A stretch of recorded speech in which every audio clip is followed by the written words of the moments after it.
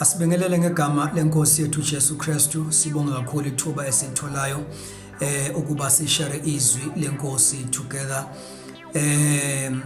We are going to speak about the divine call. That is a subject uNkulunkulu ayibekile enhlizweni yami kulesi sikhathi ukuba sibuke indaba yobizo, the divine call.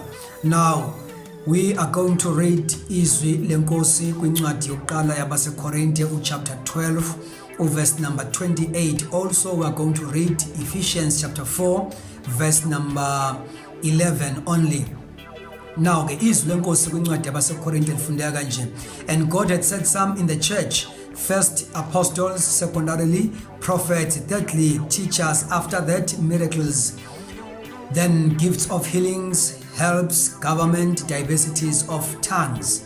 Lapha kwabaseFesu chapter 4 verse number 11 lithi izwi lenkosi, and he himself gave some. He himself gave some. May the Lord bless the reading of his word. Ngaphansi kwale subject ethi the divine call, sizothinta indaba ethi who does the call? Ubani obizayo umuntu. Number 2, sithinte indaba ethi discernment of call. How can you discern ukuthi uNkulunkulu ukubizile? Number 3, confirmation of a call. How can you confirm? Noma ke indaba ye confirmation ye calling yenzeka kanjani?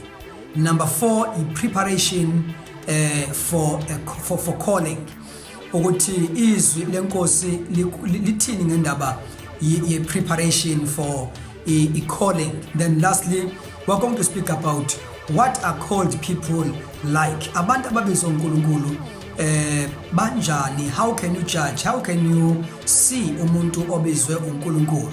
You remember the story of a Shunammite woman after observile umprofeti kaNkulunkulu obemane edlula engena lapha yakwakhe. Uthi mayitshena ke umyeni wakhe before kuzokwakhiwa iupper room, uthi umyeni wakhe uthi, now I know that this is a holy man of God.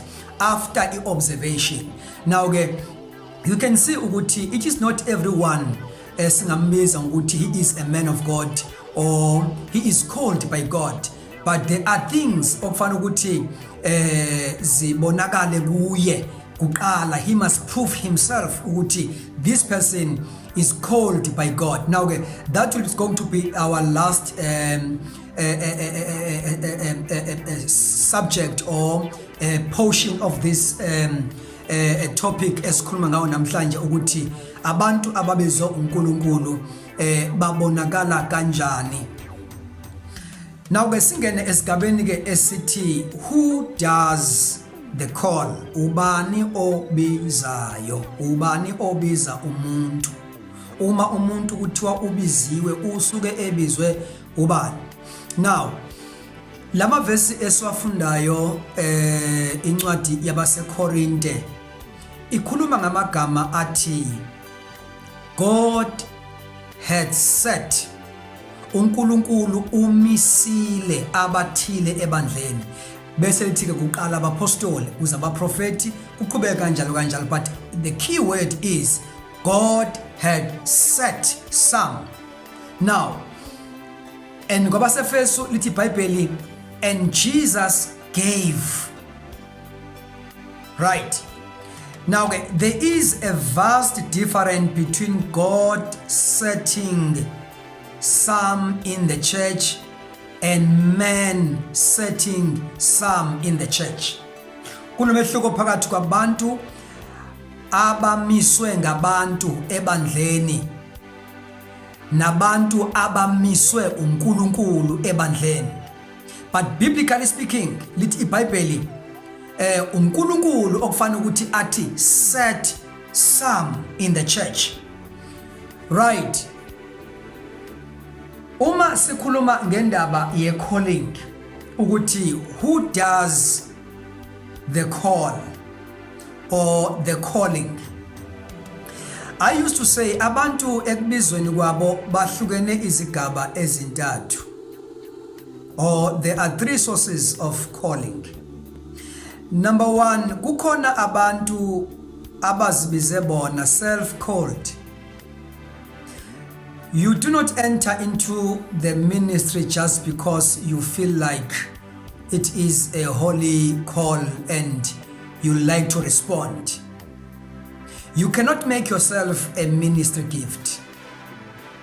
And it is dangerous ukuthi wenze umsebenzi kaNkulunkulu ungene kwi-ministry ungazange ubizwe uNkulunkulu. Now, abantu bokuqala labo abantu abazibize bona for their own personal agenda. Number 2, kube khona abantu ababizwe ngabanye abantu, called by other people. Awungeni kwi-ministry, awungeni obizweni because someone else tells you that you are suited for it. It is one of the things bathandekayo bami enkosini ezenza ukuthi ibandla lingabi effective in our time. Ukuba kuma leadership positions kube khona abantu who are not appointed by God. Ukungena kwabantu ensimini kaNkulunkulu bengabiziwe uNkulunkulu. Ezinye zezinto eziyi-stumbling block neziletha i-stagnation neziblocka i-move kaNkulunkulu in the church, ukusebenza kwabantu abangabizwanga uNkulunkulu. Now ke sithi number 1, abantu mabebizwa bakathathu obizweni labo, kukhona abantu abazibize bona. 2, kukhona abantu ababizwe abanye abantu. Then bese ba uhlobo lwesithathu, those who are genuinely called by God. Ngifisa ukufunda incwadi kaSamuel to support my statement or that point ukuthi it is possible ukuthi uNkulunkulu abize umuntu njengoba sifundile. God had set some in the church. We need a set man in the church. We need people who are appointed by God, not people who have appointed themselves. Lento yenza ukuthi umsebenzi kaNkulunkulu ungabi effective, ungayi phambili. Ukuba sibe nabantu abazibize bona, ukuba sibe nabantu ababizwe abanye abantu in the ministry. Now ke uNkulunkulu ezobiza uDavide, the first book of Samuel chapter 16 verse number 1, lithi iBhayibheli, now the Lord said to Samuel, how long will you mourn for Saul, seeing I have rejected him from reigning over Israel? Fill your horn with oil and go. I am sending you to Jesse the Bethlehemite, for I have provided myself a king. For I have provided myself a king among his son.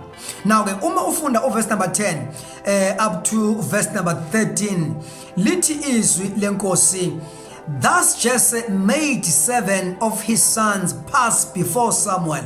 And Samuel said to Jesse, the Lord has not chosen these. And Samuel said to Jesse, are all young men here? Then he said, there remains yet the youngest, and there he is keeping the sheep. And Samuel said to Jesse, send and bring him, for we will not sit down till he comes here. So he sent and brought him in. Now he was ruddy, with bright eyes and good looking. And the Lord said, arise, anoint him. My God, for this is the one. This is the one. Usho uNkulunkulu ekhuluma ngoSamuel, arise and anoint him, for this is the one. Glory to Jesus. Then Samuel took the horn of oil and anointed him in the midst of his brothers. Nalo ndaba isho into enkulu ukuthi when God anoints someone, akamgcobi umuntu outside the church. Akamgcobi umuntu uNkulunkulu estradini, umgcoba among his brothers. You must be anointed in the local church. Alibonge igama lika Jesu. Now the Bible says, and anointed him in the midst of his brothers.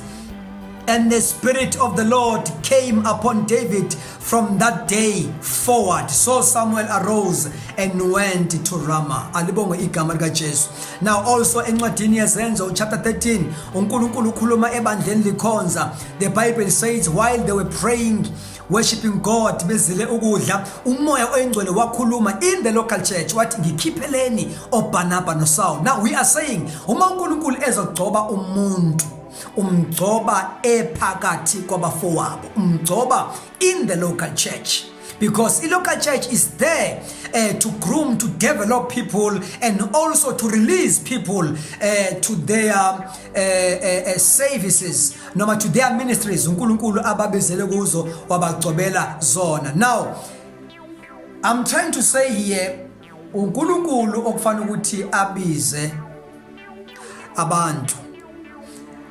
Umuntu kazibizi, umuntu kabizwa ngabanye abantu. Don't allow people to push you to the ministry, because uma ungene ngaleyo ndlela kunezinto ezizobuza endleleni ukuthi wabizwa ubani. Let God anoint you. Let God do a calling and be sure that you are called by God. In as much as amasime vuthiwe and zidingeka isebenzi, but we must be very careful ukuthi we are called by God. Endabeni ye discernment of a call, of calling,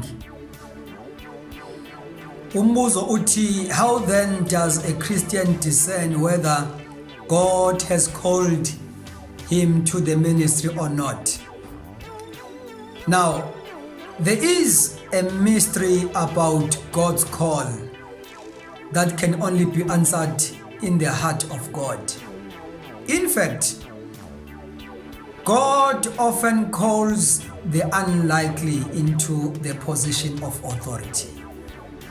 uNkulunkulu uma ebiza abantu, isikhathi esiningi ubiza abantu aba unlikely, abantu who seem not to qualify, who are not qualifying. Uma ufunda incwadi yabaseKorinte, I'm going to read this verse. I think it's 1 Corinthians chapter 1, verse number 26.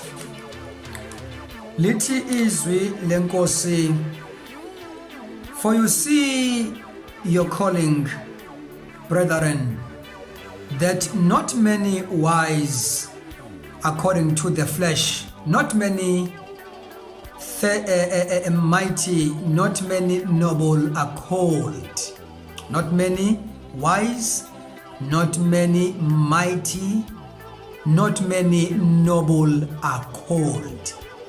But God has chosen the foolish things of the world to put to shame the wise, and God has chosen the weak things of the world to put shame in the things, to put shame the things which are mighty. Now we are saying kunemfihlo enkulu la ekubizweni kwabantu, ngoba isikhathi esiningi uma uNkulunkulu ebiza abantu, ubiza abantu abangabonakali bequalify.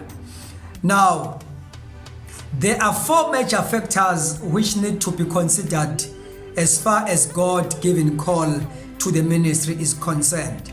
We are going to speak about them in our next session, or kwiphathi yesibili yale teaching. But namhlanje futhi ukuba simela ekutheni you have to be sure ukuthi uNkulunkulu ukubizile.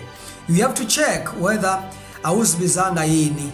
You have to check noma mhlambe awubizwanga yini ngabanye abantu, and be sure ukuthi ubizwe uNkulunkulu. Now as we conclude, we are saying ikhona ke imfihlo ekubizweni kwabantu bebizwa uNkulunkulu, ngoba njalo uma uNkulunkulu ebiza abantu akabiza abantu ababonakala befanelekile. Now ke on our next session we are going to speak about these 4 factors that must be considered as far as God call is concerned. God bless you. Sisazoqhubeka sibuke le ndaba ngegama lika Jesu. Amen.